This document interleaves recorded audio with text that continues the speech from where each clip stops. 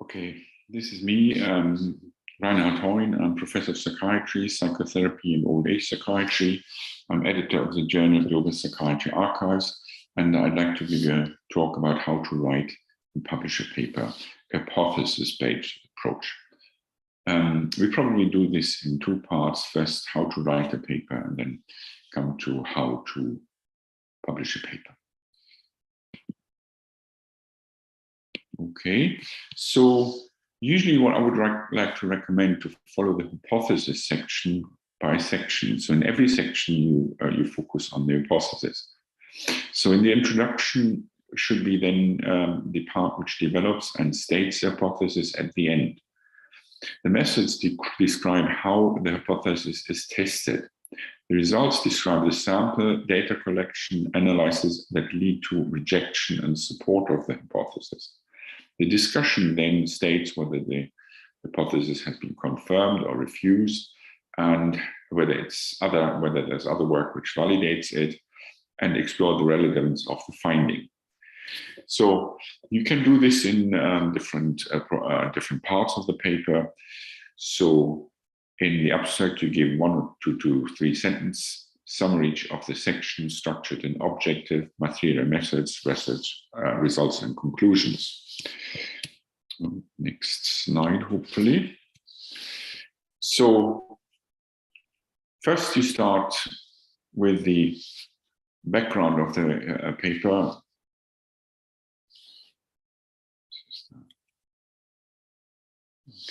Okay. So in this paper, I would like to tell the background, then the first issue, second issue, third issue, which usually in the introduction would you say, what is it? Let's say what is it about writing a paper? What is a paper? And what is about writing? And then, you combine these different things, how to write something for a specific journal. Let's say that way, if you look for suicide in schizophrenia, you could say, okay, suicide in schizophrenia is a very important issue. Then you explain schizophrenia. Then you come to what is a suicide or what's a suicide attempt. And then you just come up with a clear question about what do you want to assess. Do you want to assess the frequency of suicide in schizophrenia? Or do you want to say, okay, if you could have a hypothesis that the frequency of suicide in schizophrenia is higher than the population, and then you have to see how you can develop this later. Usually I would say think in paragraphs and think about the reader who has, let's say, to follow your path, or in Germany we say follow a red thread. But usually in paragraphs it's better explain one thing after the other. Okay.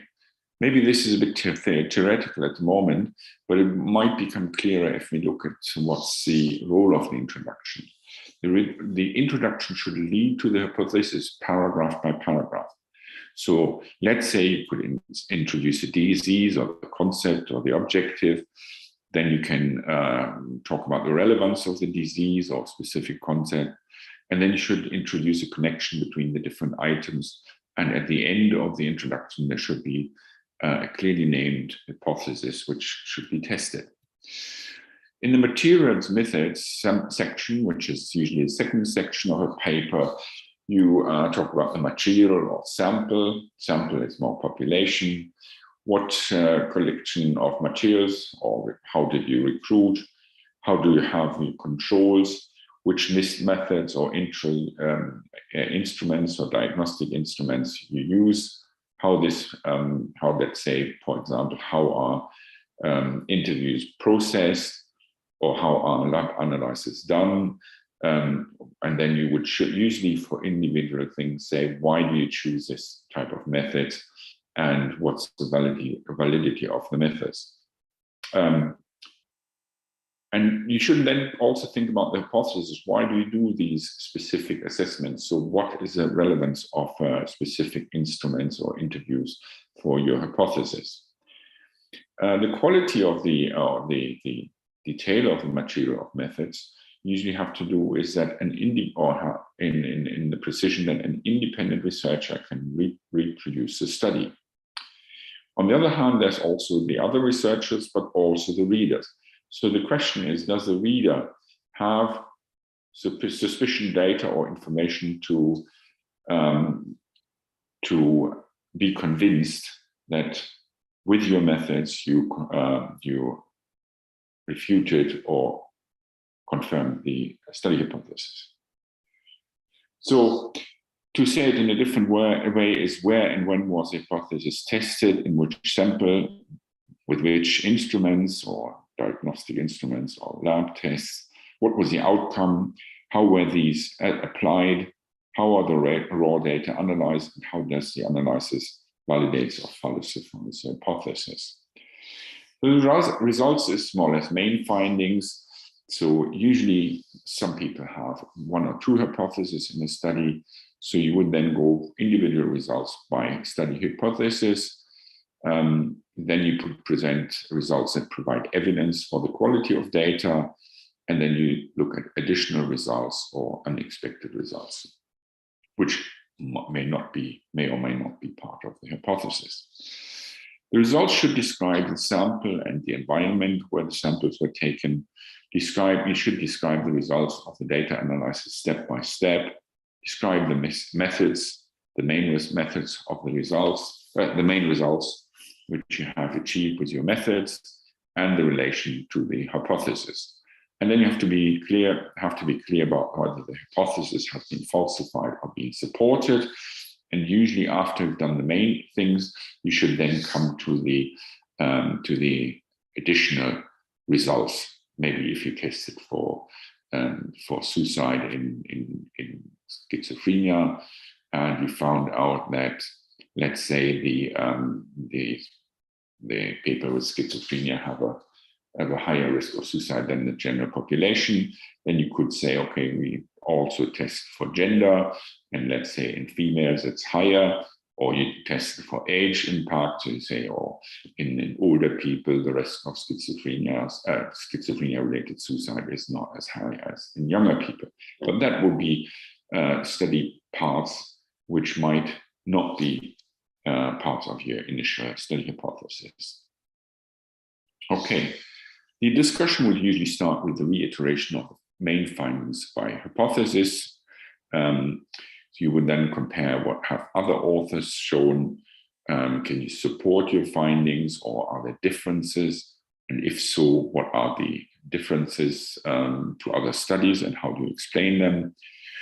Then you see whether your study results are valid. So is there any other studies which have used slightly different or similar instruments and found that, what you find out in suicide in the schizophrenia would be different or would be the same. So let's say you might have a study in a hospital and you find out that, the suicide rates are higher than in the general population. And then you find maybe as a comparison that also in psychiatric outpatient clinics, there would be higher as well. So that would be something, even though it's not a similar study, it would then mean that you can even though validate the study in a different sample.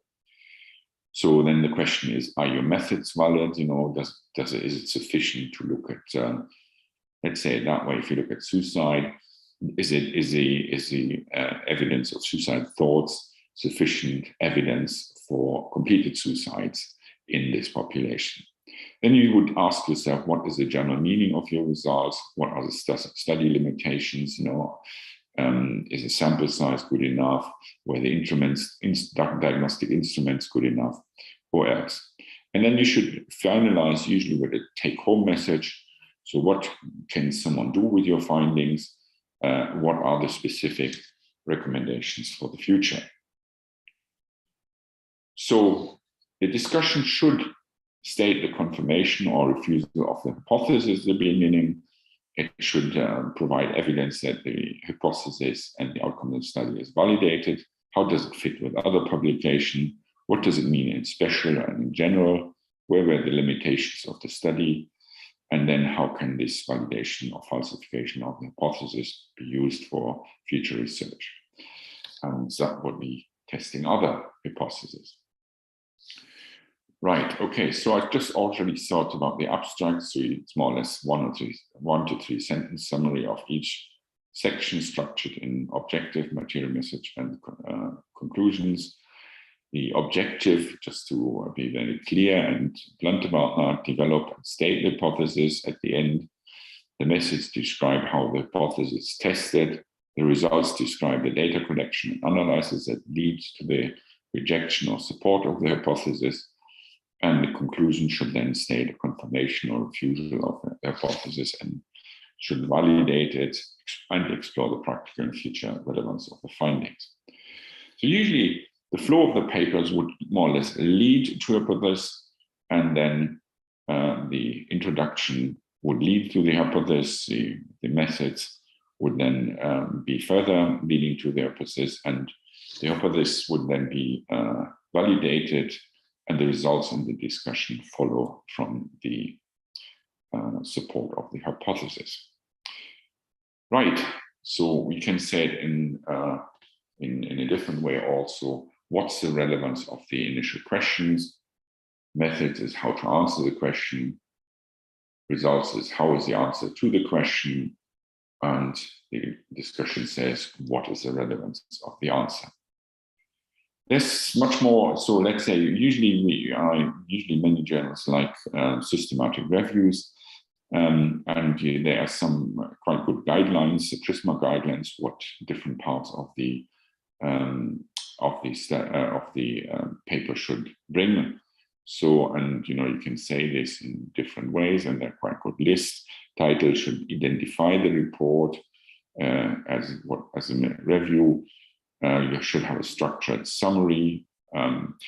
The one thing I usually would add to that: try to focus on your study aims. Try to focus on your conclusions and limitations of the study, and link this to the hypothesis. For those who want to have a look at this, I'll just leave this for half a minute to look through. I don't have to repeat all this, and yeah, give me a couple of seconds.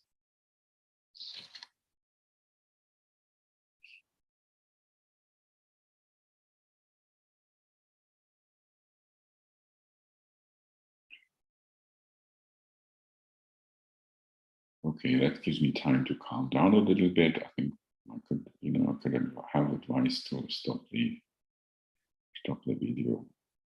So this is then what you do with the results, and I possibly will shut up again.